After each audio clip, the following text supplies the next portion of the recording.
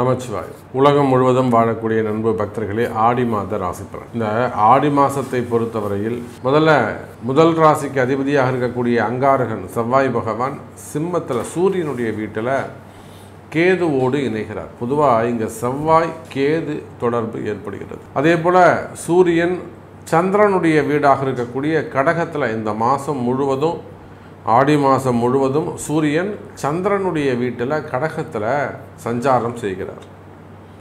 எல்லாத்துக்கும் மேலே ரொம்ப ரொம்ப முக்கியமான ஒரு சப்ஜெக்ட் விஷயம் என்னன்னு கேட்டிங்கனாக்கா, சனி பகவான் வக்ரம். இந்த ஆடி மாதம் முழுவதும் சனி பகவான் வக்ரகதியில் இருக்கிறார்.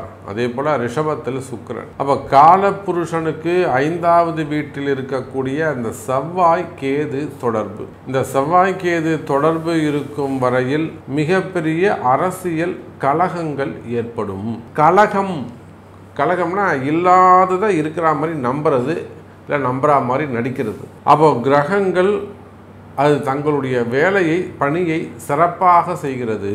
அப்போ அதை போல் இப்போ 5ஆம் இடத்துல காலபுருஷனுக்கு 5வது வீடாகிய சிம்மத்தில் செவ்வாய்க்கேது இருப்பது, அவர் அங்கே இருக்கிற வரையிலும் அந்த கேது செவ்வாயானவர் கன்னிக்கு வரணும். அதுவரையிலும் அரசு அதிகாரிகள், குறிப்பாக காவல்துறை அதிகாரிகள் ரொம்ப எச்சரிக்கையாக கவனமாக இருக்க வேண்டும். அப்போ இந்த செவ்வாய்க்கேது என்பது ஒரு அரசாங்கத்தையே ஆட்டி படைக்கக்கூடியது. நீங்கள் அதிகாரி ஏமாத்திரம் இப்போ வீண் பழிகள் இதெல்லாம் அங்கே ஏற்பட்டுவிடும். இந்த கிரக அமைப்புகளை கொண்டு நாம் இந்த ஆடி மாதம் ஒவ்வொரு ராசிக்கும் உங்களுக்கெல்லாம் எப்படி இருக்குது அப்படின்னு தனித்தனியாக பார்த்துடலாம். உங்களுக்கு என்ன செய்ய போகுது, உங்களுக்கு என்னெல்லாம் நல்லது நடக்க போகுது அப்படின்னு பார்க்கலாம். வாருங்கள்.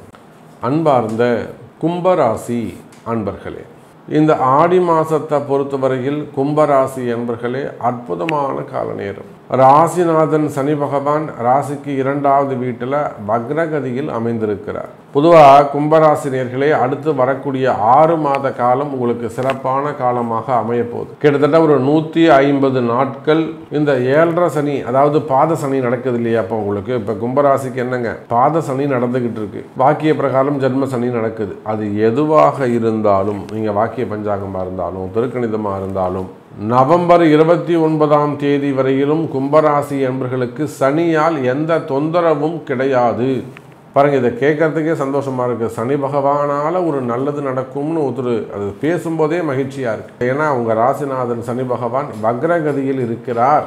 அதோடு மட்டுமல்ல, 5ஆம் இடத்துல இருக்கக்கூடிய குரு அற்புதமான கால நேரம், பதவி உயர்வு, வேலையில் நல்ல முன்னேற்றங்கள் கிடைக்கும். ஏன்னா கும்பராசின்னு சொல்லியாச்சுன்னா வேலை தான் இப்போதைக்கு முக்கியம்.